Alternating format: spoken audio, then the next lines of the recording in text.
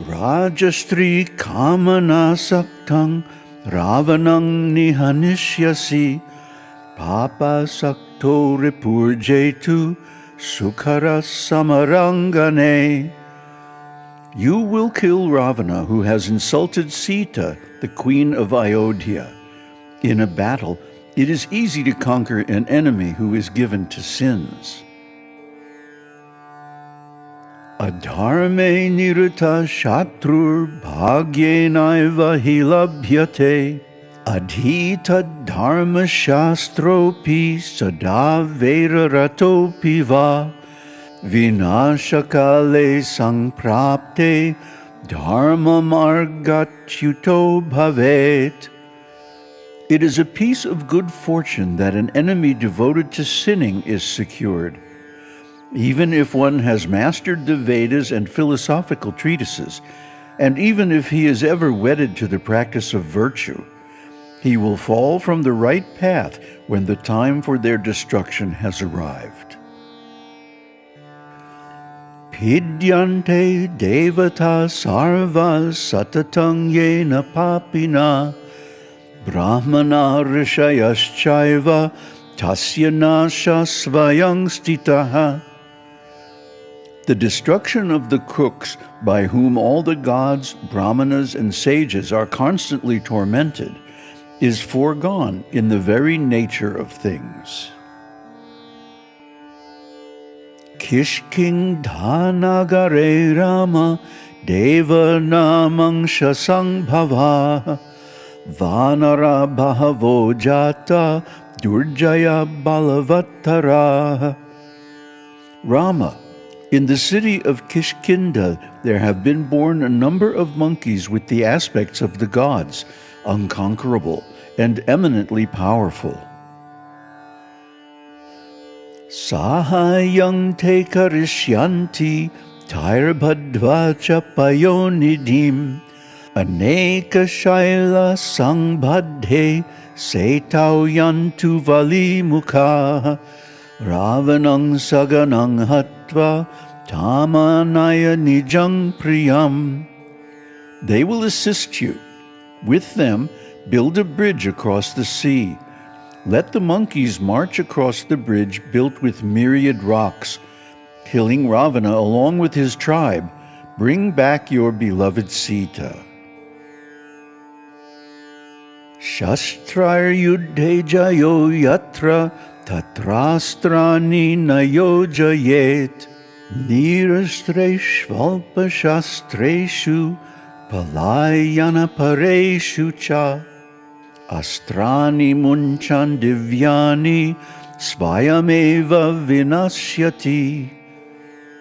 Where there could be victory with ordinary weapons, there thou shalt not use the divine shafts, nor shall you aim your arrows at those who do not possess divine arrows, nor at the poorly armed, nor at those who want to run away from the battle. If one aims divine shafts at these people, he will perish. Atava king bahuktena mayaivotpaditam jagat mayaiva palyate nityam maya sanghriyate picha. Whatever it be, what is the point in repeated talk? The world has been created by me only. It is constantly protected by me only, and is dissolved too by me. Aham eko jagan mrityurapi mahipate kraseham eva sakalang jagadeta characharang. I alone am the non-dual reality and the destroyer of the world. O King, I am also the destroyer of death. On the dissolution of the world, I alone am all this entire world, consisting of the animate and the inanimate. Mama vaktragata sarve rakshasa yuddha durmada nimitta matrang trang bhuya kirtim apsyasi sangare. All the Rakshasas with the frenzied fervor for war are already gathered into me, even before you start the war. Be thou a mere pretext for that. You will attain the fame in war. Namaste. So, don't worry, Rama. We're going to get you a bunch of help. The monkey army will come, and because they have the power of the demigods, they're going to take huge mountain peaks and throw them into the ocean and build up a bridge for you to cross over to Lanka. So don't sweat it. See, Shiva, you have to understand, he has infinite power. He is unlimited. He can do anything. So for him, it's all, it's all kind of a joke. He's a big joker. You got to understand his character. Shiva is a joker, and he's like really casual. It's like, oh yeah, come on, you're going to win, Rama. Don't sweat it, dude. I'm going to take care of everything. I want to destroy Ravana. It's his time to go. I've had enough of his shenanigans. It's over. You're just the instrument. But before he says that, he says something really significant, and which is actually the beginning of the Shiva Gita. Everything else we've gone over so far is just the opening, just the intro, setting the scene for Shiva's soliloquy.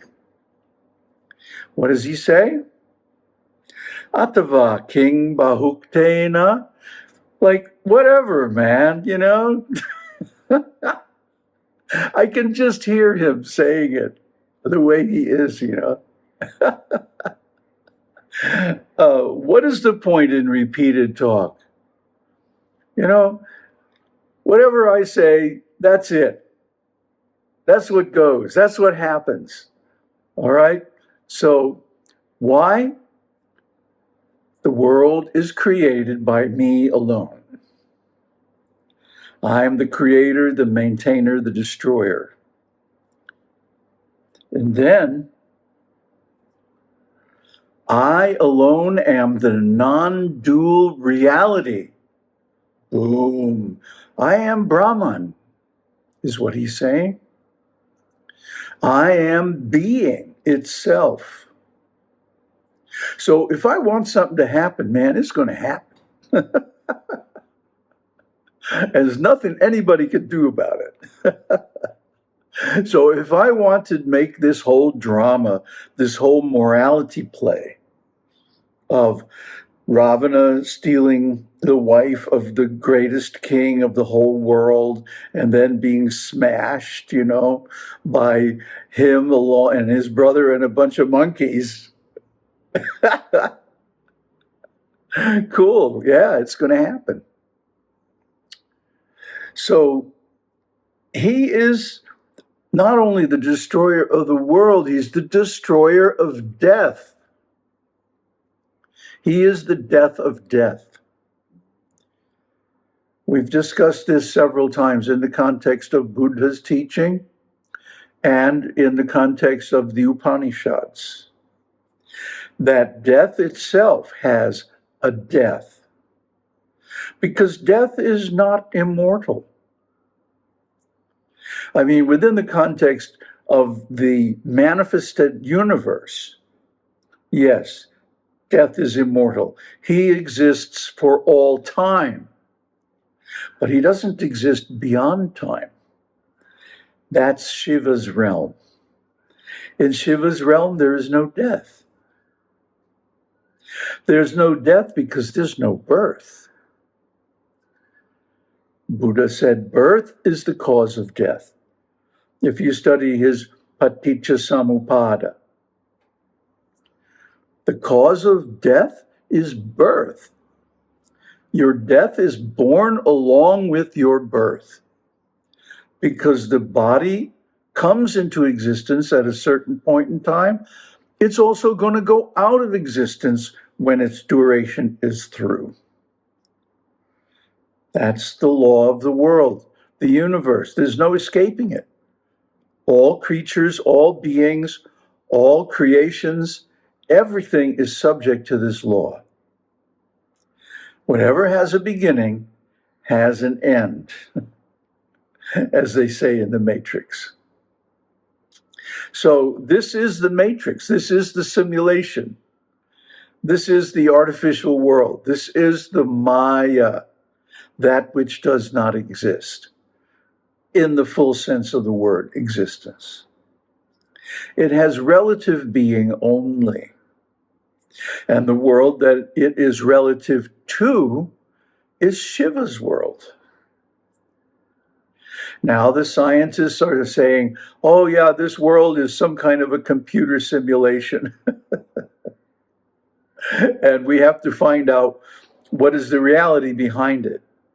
Well, the Vedic scriptures have known this for thousands of years, duh.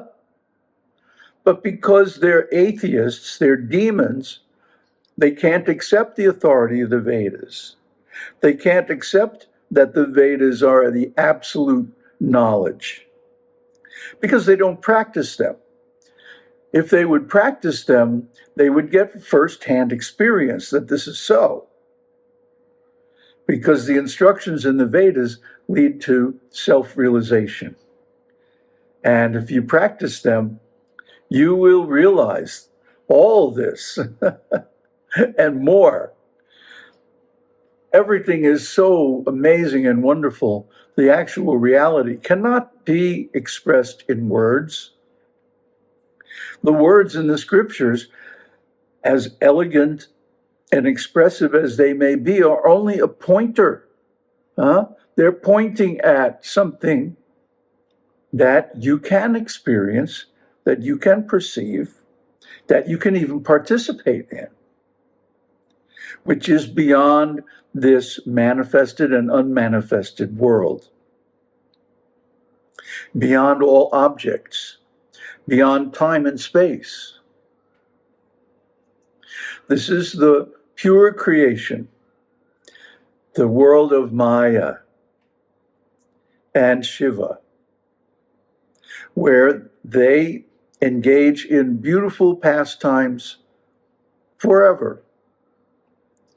They don't die because they're not born. And their followers, their intimate devotees, adopt the same qualities. They get the same nature. So I don't know why everybody in the world is not like doing whatever they can to attain this. This is one of the strangest things. In fact, in Mahabharata, one demon captures all the Pandava brothers except Yudhishthira. And when Yudhishthira comes and tried to rescue them, the demon says, no, you have to answer my riddles. If you answer them all, then I'll release your brothers, no problem. Otherwise, I'll have them for lunch and you for dessert. So one of the questions, one of the riddles given by the demon was, what is the strangest thing in the world? And Yudhishthira answered, the strangest thing in the world is that everybody knows they're going to have to die, and yet they don't devote full energy to sadhana, the means of transcending death, of getting beyond birth and death completely by self-realization. Because the self is never born, and though never dies.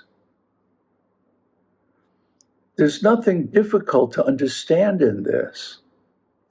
That the self is of a completely different quality than the material creation.